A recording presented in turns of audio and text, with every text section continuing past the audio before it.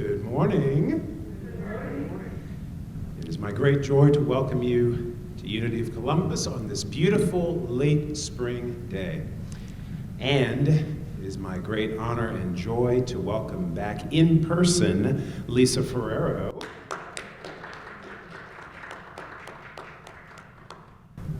She'll be giving us a wonderful message on that great power of imagination. First, we begin by lighting our Christ candle. And those of you joining us remotely, make the place where you are a sacred space. Light your own candle if you have one. And the lighting of this candle is but a reminder that we are the light of the world. As Jesus instructed his disciples, we know that now is our time to let our light truly shine for all.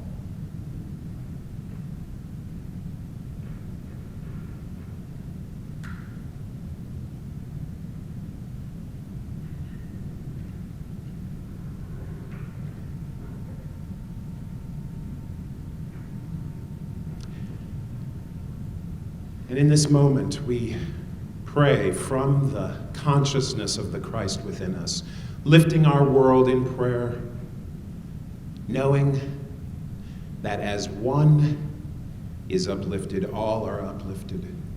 We give thanks, dear God, for this time together in spiritual community, this time to remember who we truly are, this time to remember and recognize and practice your presence in our lives and as our lives.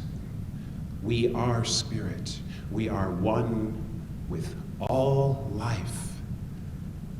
For this realization, we are so blessed and so grateful.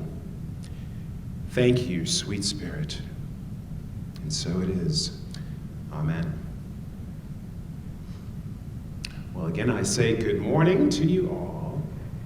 And my name is Darren Wells. I'm your Board of Trustees President and your friendly neighborhood platform assistant for today. Not to be confused with your friendly neighborhood Spider-Man. I'd like us to begin by affirming our statement of faith. I'll speak it once and invite you to repeat it after me. There is only one presence and one power in the universe and in my life, God the good, all love together. There is only one presence and one power in the universe and in my life, God the good, all love. Let's take that statement within just for a moment. Hold it in your consciousness.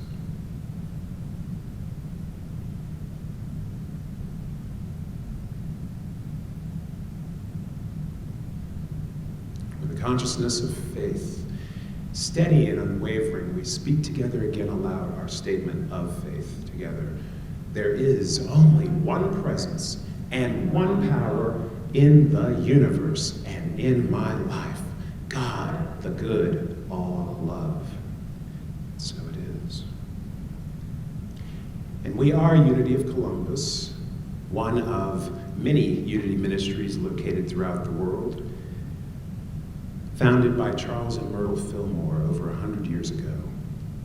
And here in Unity of Columbus, we work together to achieve this vision. Let's affirm that vision statement together. United in spirit, we are a loving community, co-creating a world of peace, abundance, and joy for all. Just hold that in your hearts. This is the world that we are aspiring to create together. And how do we get there? Through our services, our classes, everything that we do here. This is our mission. Let's affirm it together. With God as our source, Unity of Columbus inspires people to realize and express their divine nature in an awakening world. Yes. And the values we hold dear to our hearts as a community. We are creative, authentic, learning, and loving. And noting that the first letter of each of those core values spells out the word call. We answer the call of Spirit. So I invite you to affirm after me, I answer the call of Spirit. Together. I answer the call of Spirit. Yes. And we are here by divine appointment. Spirit is breathing life into us as we speak. We are that Spirit expressing right here and now as us. And so we answer that call of Spirit just by the act of simply showing up through the acts of prayer, of meditation, and being that light of the world. Today is the 13th of June, and our daily word for today is world peace. Peace shared between people spreads throughout the world. I contribute to world peace when I join in spirit with all people who dedicate themselves to expressing divine love, united in the belief that God is within everyone. I affirm the divinity of humankind and honor each person as a unique expression of God. I recognize and release any unkind thoughts or feelings toward any person or group of people. I respect all others and seek to learn more about customs and beliefs that are unfamiliar to me.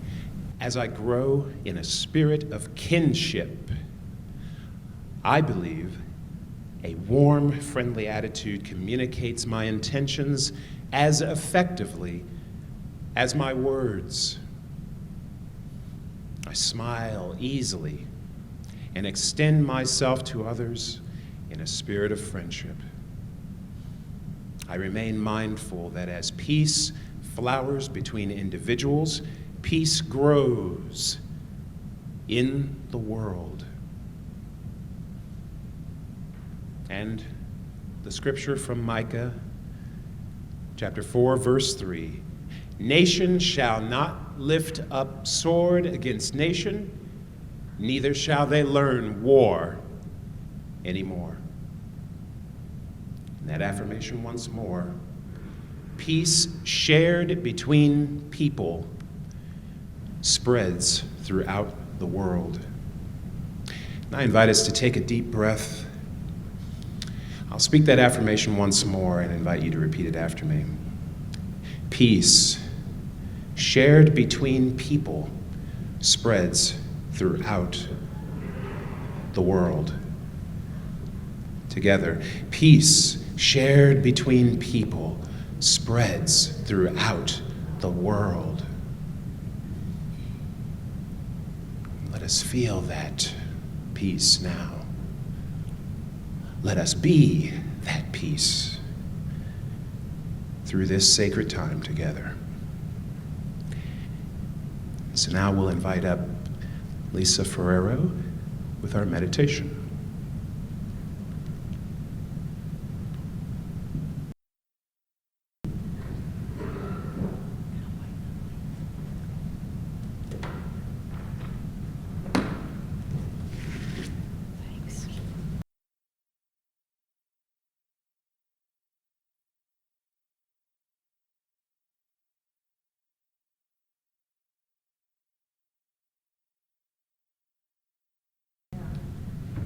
So just taking in another deep breath. Unless you're sitting next to that person. I'm just kidding. Just be calm and recognize that within us, the almighty presence, the divine blueprint of infinite joy, infinite peace, infinite wisdom, infinite intelligence, rejoices at the attention we place our minds when we go inward. It is bringing forth all that is love in this sacred space, so sacred, so secret. We find this secret place within where we commune one-on-one with God, with Source. with Jesus, with the Christ, which the consciousness of the oneness, whatever you call that, it's a secret place. It speaks to us in the language of our hearts. Then we bring it forth into the world as the light that we are, as the capital T truth that we are.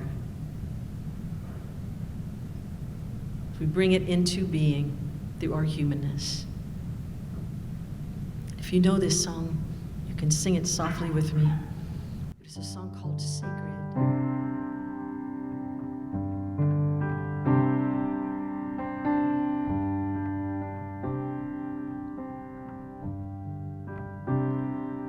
So sacred, so secret, so precious, this love, so sacred, so secret, so precious, this love, so sacred, so sacred, so secret, so precious, this love, so sacred, so sacred, so secret, so precious, this love. I will share, I will share, I will share, I will share, I will share, I will share, this love.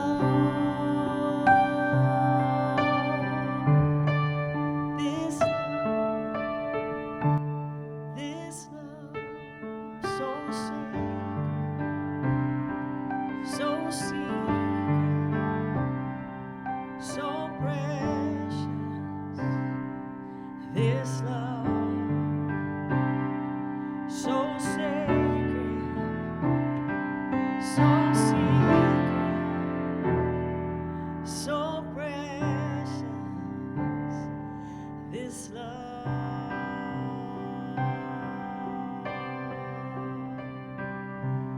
This love, love, love,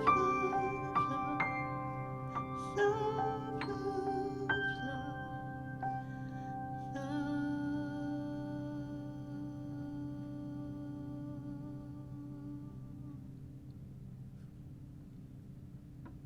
just follow the breath. On the inhalation, just mentally chant love. And as you exhale, mentally chant love. I inhale love. I exhale love.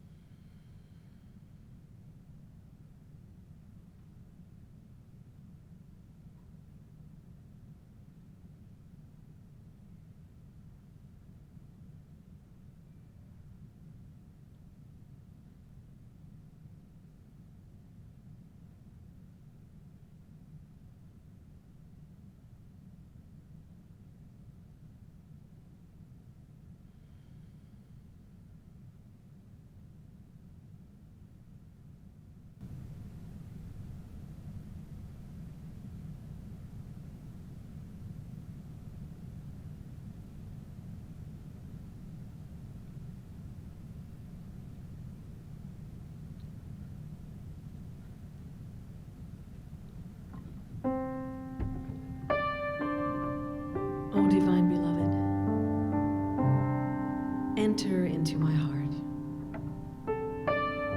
Enter into my temple of peace, my chapel of calmness. Open wide the bud of my devotion, which alone leads to thy blessed presence. Help us to trust in things not yet seen, to awaken that imagination. Help us to see it so we can be it. Less of me and more of thee, O infinite beloved. Less of me and more of thee. Breathe new life into my lungs, and may it be distributed through my being, so that every cell has enough joy, enough oxygen to sing thy blessed name, to sing us back to health, to sing us back to remembering the joy of being alive, all the ways we are blessed, and the many things we have to be so grateful for. It's so sacred, it's so secret, so precious, this love, that I must share it with the world as my soul's calling, my divine expression that you have laid as a blueprint on my heart. I shall sing thy name. May it be the only word on my lips forever and ever and ever.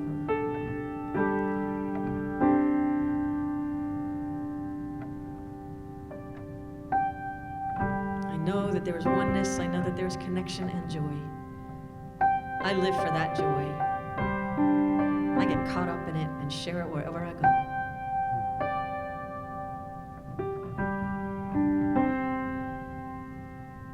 May I be the one who lights the torch of soul smiles, running through the souls of all hearts.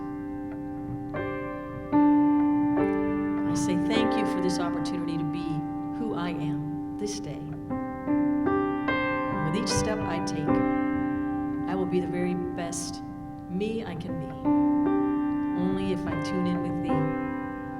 And I thank you for this wisdom. I say Amen, Ashe, Om, peace. So it is.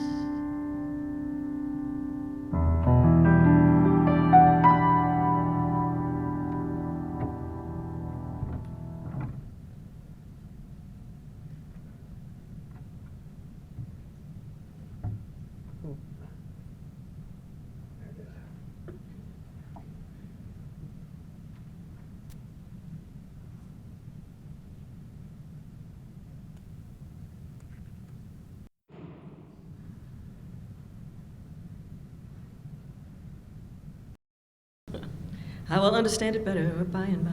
So today the talk is imagination, and if you can see it, you can be it. So when was the last time, I'll ask you when the last time was somebody said, that's quite an active imagination you got there. You might have to go back to elementary school maybe, or maybe perhaps it was somebody's telling you some juicy story about something or someone, and they end it with saying, I mean, can you even imagine? And we might say, I can't imagine, I cannot imagine what you're saying. If somebody would have told us about the last year we just spent, could we have imagined? Not necessarily, but some people can imagine, and each one of us, how many of you would agree that you definitely have an imagination? Yeah, sometimes it'll come into play when somebody's 5 minutes late. Do you remember when we didn't have cell phones to text and like, are you okay? Are you coming? Like, my mom probably had the most active imagination of anyone I knew. If we were 5 minutes late for anything, the myriad of situations that she could conjure up, the things that could have happened to us when we weren't on time. And we'd get there and she'd say, well, I thought this happened and I thought that happened. And it's just like, no, I just, a little bit late. We're fine. But she was a worrier. She's still alive. She still is a worrier. But can you follow that too? Like, have you ever had those run-on situations happening, and then all of a sudden somebody calls and they're fine. So it's an interesting play on imaginations, if you could see it, be it. Sometimes it's cool that we can't be the things that we see. If in the case of my mom, I'm glad half of those things, all of those things never happened to me. I wouldn't be standing here today, you know? But the point there is, how do we train ourselves to tune into our sacred center? Like pulling all of, so when I teach creativity workshops, and I go into companies and teach this and different places at retreats, one of the most interesting things is to get us to realize how much our senses take up our attention. That's not a stretch to understand or imagine, right? Our eyes taking 11,000 miles worth of information in just a minute. But our minds pare it all back so that all we focus on in our prefrontal cortex region, where we think, just maybe this much, maybe an inch comes in, but the rest of it goes into our subconscious mind, stored later, and then we get to dream, have these crazy dreams later on, like, what the heck was that about? Sometimes it's just our mind's way of pairing and getting rid of things. But when we can turn off the senses, the things that pull us out, I call it secondhand source, because our senses perceive the things that have already been created and materialized. Right? Empirical wisdom, empirical knowledge, the things that we can acquire with our senses. So when we turn off the senses and go within, this is why somebody like Albert Einstein would say, imagination is more important than knowledge. We know things, and sometimes we get into the habit of repeating the thing we know because it's easier sometimes. But in the expert's mind, there's one way of doing it, but the beginner's mind, it's infinite possibilities. Is everybody familiar with Steve Jobs, the founder of Apple, right? It was said that Steve Jobs would let people go, employees, he would let them go if they didn't make enough mistakes. Because if they didn't make enough mistakes, he knew that they were playing it safe and just running on old systems, things that were already here. He wanted them to explore, make as many mistakes as you can, because it means you're trying to do something differently. I hate to say this in front of Jim, but he and I are both jazz artists, and sometimes people say, if you make a mistake in jazz, just do it 3 times in a row, and it's jazz. Yes, no. Yeah. I didn't say it. You said it. I did not say that. So I started to ask the question then, so do we use our imagination? Do we imagine, or does God imagine through us? What do you think? God imagines through us. So when we say, use your imagination, whose imagination is it anyway? It's God's imagination. And we are most like creator when we are creating. So this is why, I love in every religious philosophy, at the beginning of the Quran, there's a thing called the Al-Fatiha, and it is very similar. They're praying to God in a similar way. Muhammad's praying to God in a similar way that Jesus taught us to pray the Lord's Prayer. And I love this because there is a way Jesus also said, this and greater things ye shall do. Do you remember that part of the Bible? Because he was teaching us the way to tap into God, or to allow for more of God to come through, to allow us to evolve. We've evolved. You'd have to say, if you went back thousands of years, even 100 years, how we have evolved as a species in some ways. Yeah? You think about it? Kids born on the planet today already are born with computers. Some of us had to learn that as we went along, and it continues to evolve, that world. So if we find our source in things that are unchangeable, like nature accommodates and evolves for the things that we put upon nature. But in the end, it goes back to source. It has its connection to source. And when we tap into nature, we find our sacred center again as part of an evolution of consciousness, our divine part as human beings this time. Here we are. So when Jesus taught us to pray, I thought, of course, because he also said, this and greater things shall you do. And in that, in teaching us how to pray, it was how to connect the way he did. so that the consciousness of God, we can talk to God ourselves through the language of our hearts, and it can imagine through us when we allow ourselves to open. So the word Father is translated, there's a really great series of books on the Aramaic translations of the Gospels. And Rocco Errico, have you seen him written in the Unity things when he talks about these? I think it was in the book of Matthew, I'm pretty sure it was that one. But he talks about the translation for the word Father, and Abba in Aramaic does not mean father like man in the clouds, white man in the clouds. It's not what it meant. Abba was a term of endearment, which was more like beloved. Beloved. So if we switch that word out, my beloved, which art in heaven, in cosmic consciousness, hallowed is thy name. When you say the name of God, you're encapsulating the infinite, things we can see and things that we can't see just yet. Hallowed be thy name. Thy kingdom come, and thy will be done. That's saying, I surrender to the infinite cosmic intelligence which created me, this little I, to serve the big I, the great I am. Thy kingdom come, thy will be done. Less of me, more of thee. Help me to do thy will every single day. Help me to see the things I can't even imagine. Imagine through me. I open to you and I allow you to move me, use me, as Ricky Byers, use me, oh God, I stand for you. You know that one? And here I'll abide as you show me all that I must do. So it's in step. We're never alone when we take this. Our best friend is God. How can we ever feel alone or afraid of anything? It's a crisis of imagination when we feel stifling fear. Do we come across things that are unfamiliar? Hopefully, we get a little dose of that every day. Hopefully, we get something that's slightly out of sync every single day just to help us find a new way of being, find an opening. So, thy will be done on earth, on our home planet, as it is in heaven, in the consciousness of oneness. So in teaching us to pray, it was showing us how to do it. Not that this was the only one and only the master teachers knew how to do this thing. That's not it. It was for all of us, but it's we who need to make the effort. And in our effort, take our best friend with us. Don't go out at it alone, like I am going to conquer the world.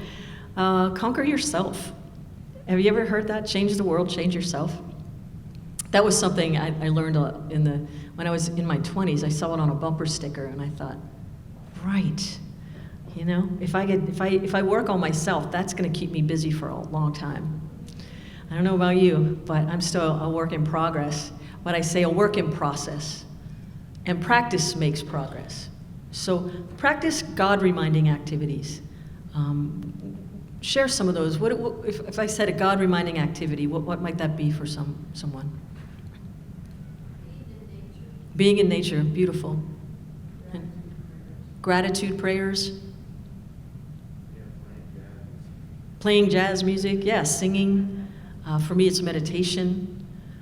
But whatever it is, we can invite God into our lives. We can invite it into, because in fact, it's already there. So it's not even like we're inviting it in, we're allowing ourselves to recognize it. And in that, to believe in things not yet seen, in imagination. So the mind,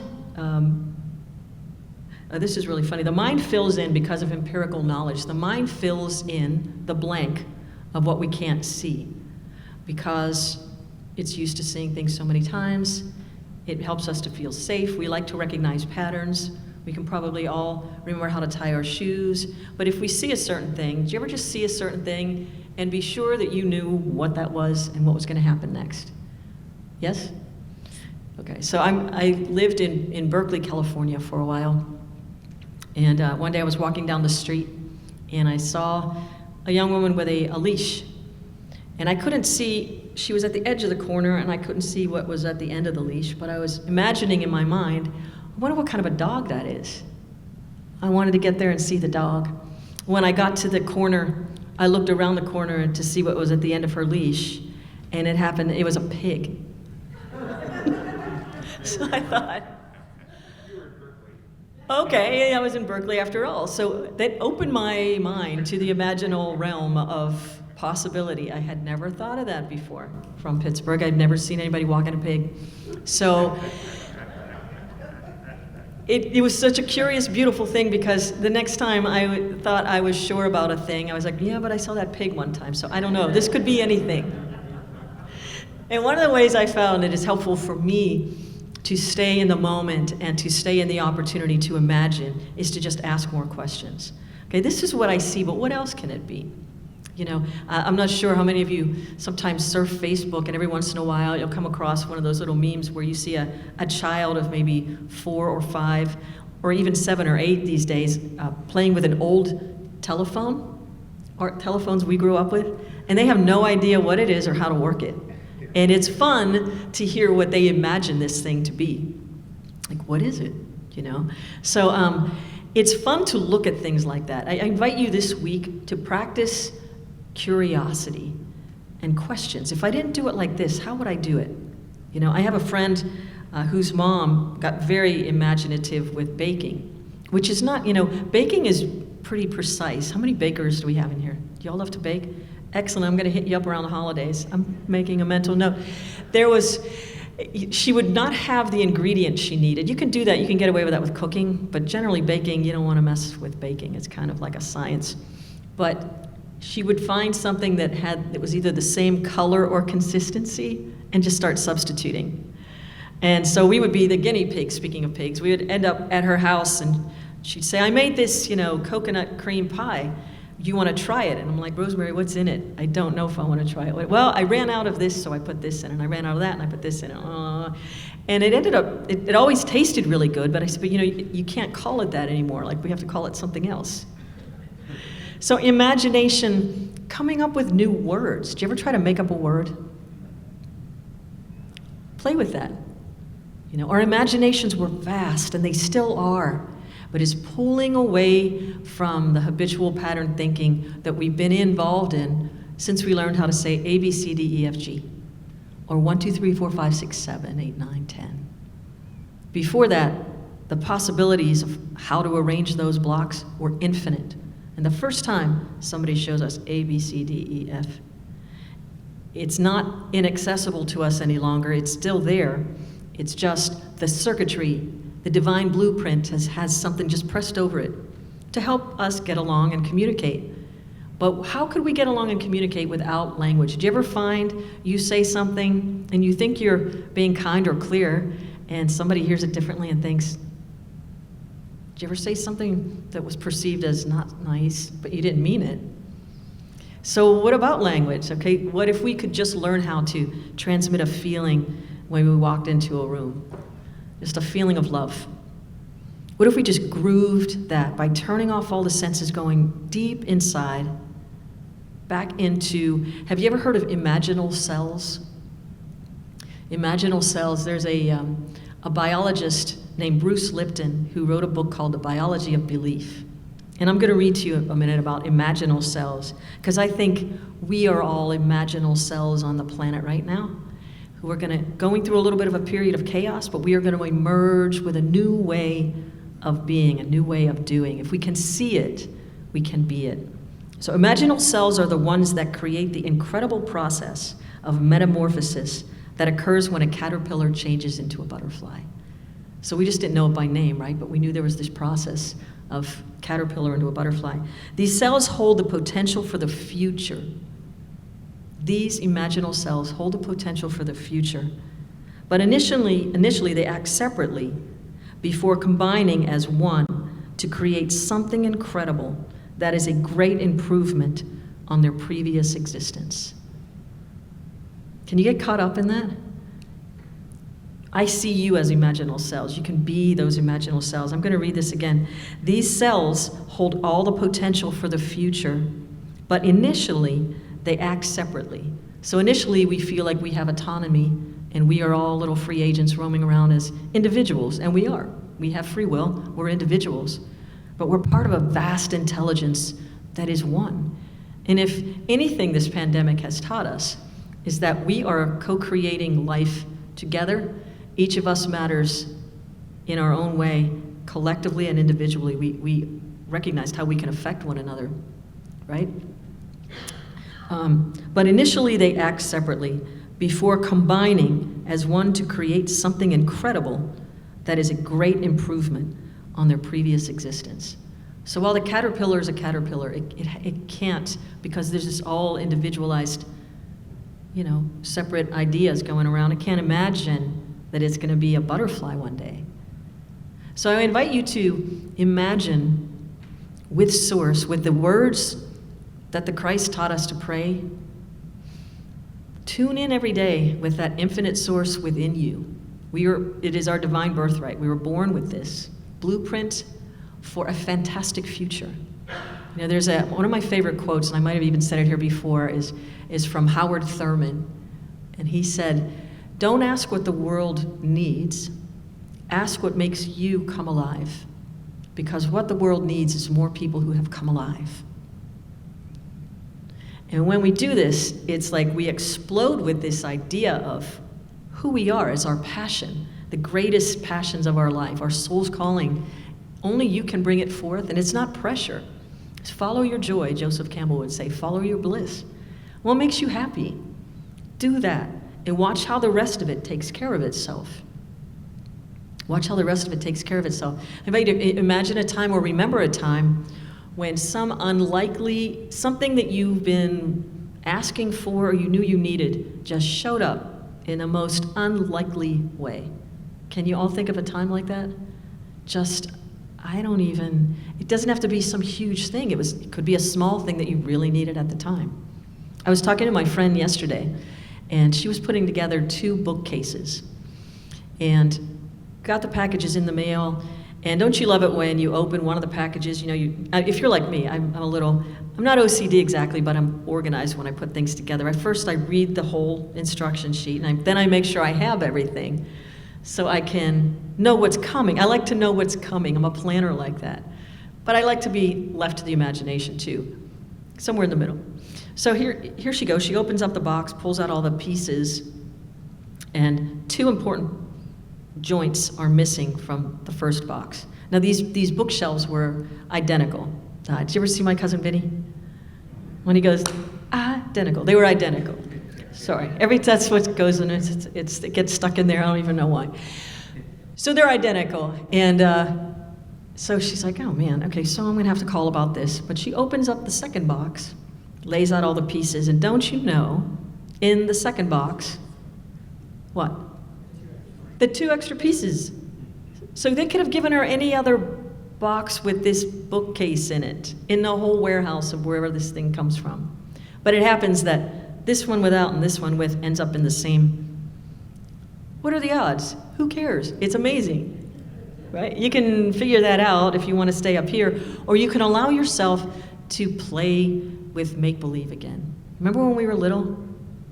Oh my gosh, I've got this photograph of I was driving down my street in the winter when we had that wonderful snowfall, and the gentleman down the street was outside. He and his wife and the 3 kids were out there and building a fort, a snow fort, that they could hide behind when people, and all they wanted to do was like pop up and smile at people when they were driving by. But they were playing.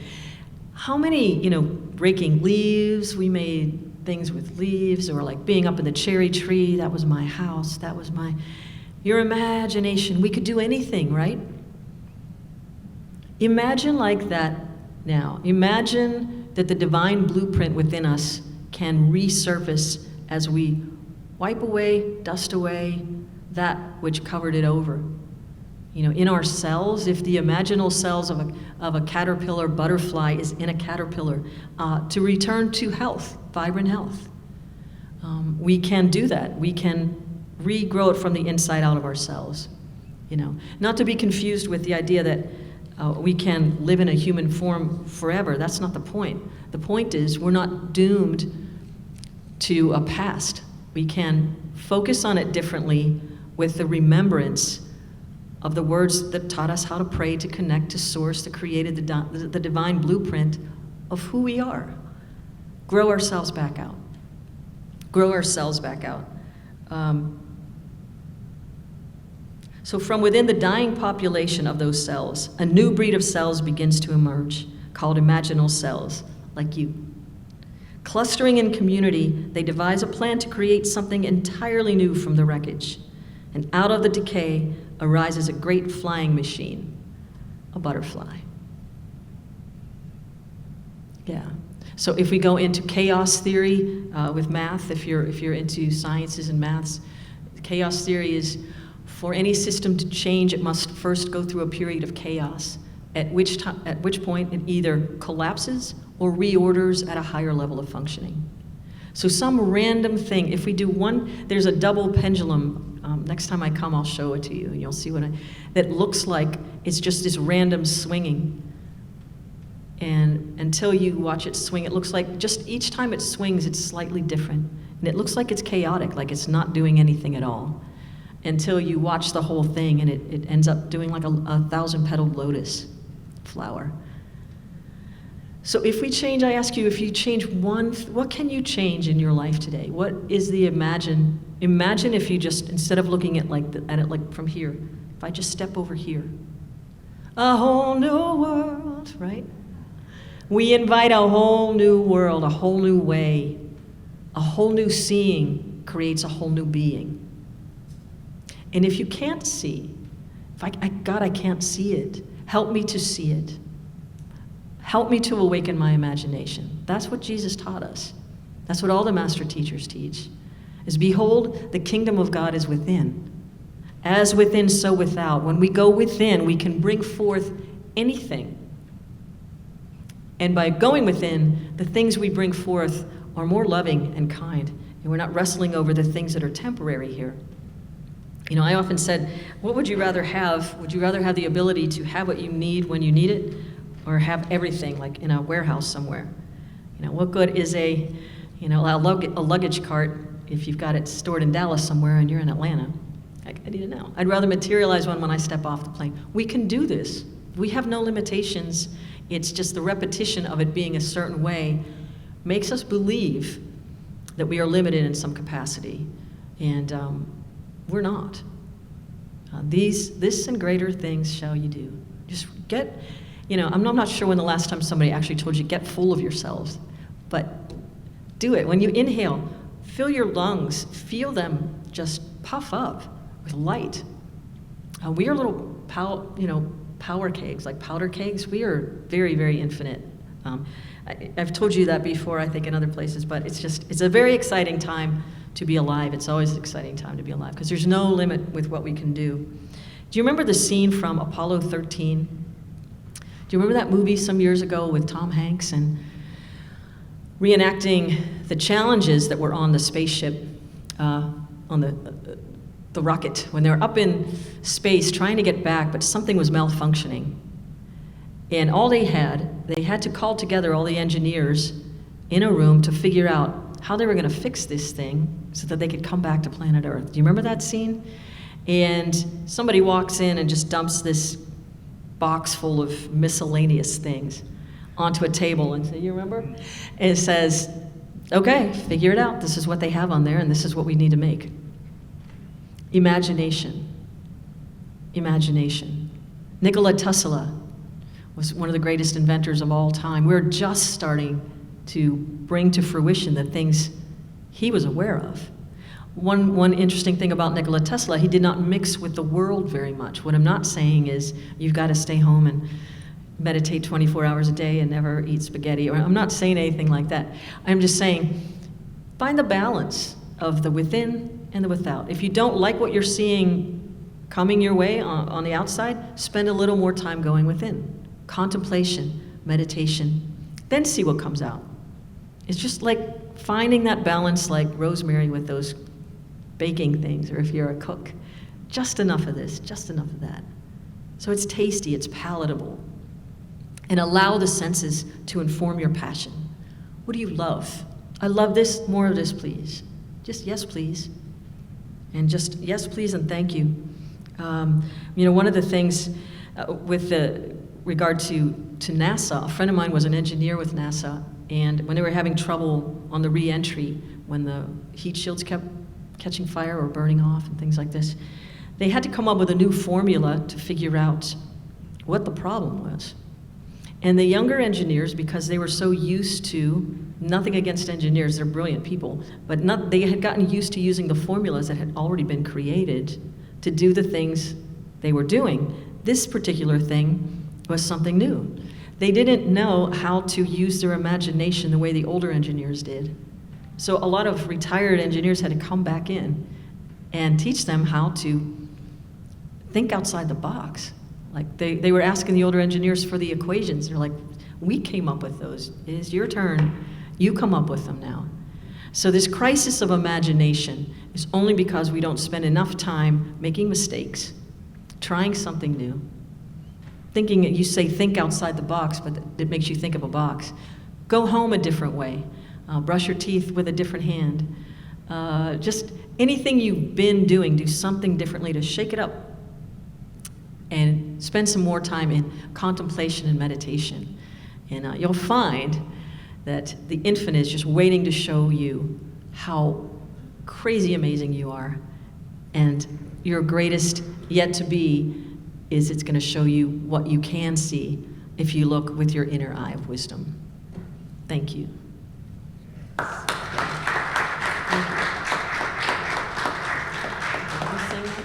Okay. So, I'm going to be outside the box right now. This is a song I sang one time, and I thought it would be fun today, and I wasn't going to do it, but we decided to do it the last minute. So, I'm going to be the pinprick to the waterfall. I want to hear all the fun things you do this week that you've never tried before. It's a song called Amazing Things.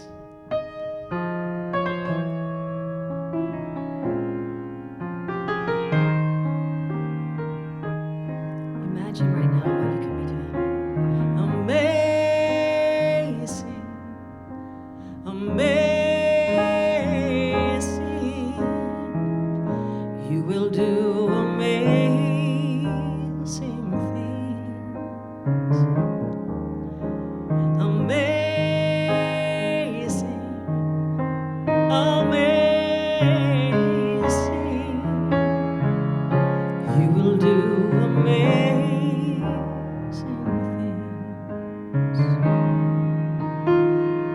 You will do amazing things with the choices new day brings, and with every step you take.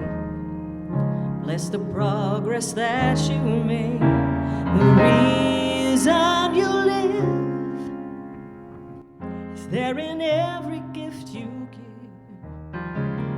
Love your life and love your dreams. You will do amazing things. Amazing, amazing.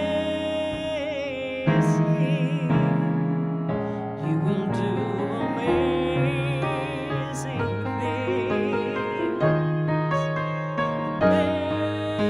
Amazing, amazing. You will do amazing things. All the places you will go, and the people you will know. Don't worry when, where, or how. You don't need to know that now. The reason is clear. No need to look ahead or back. Just enjoy what this day brings, and you will do amazing things.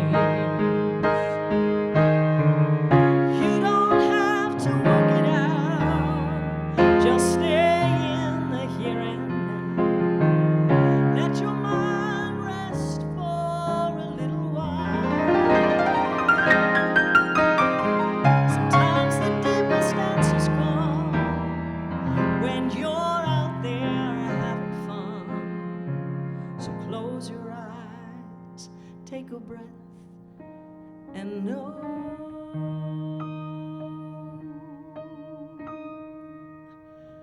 amazing, amazing. You will do amazing things. Amazing, amazing.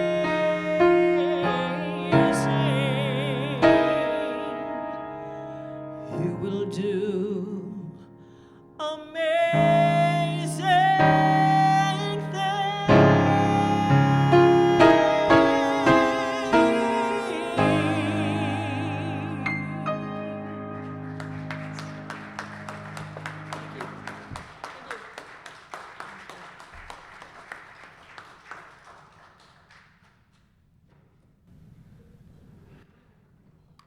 Oh, my goodness. You spoilt us, Lisa. You spoilt us. Thank you so much. Oh, my gosh. We will do amazing things.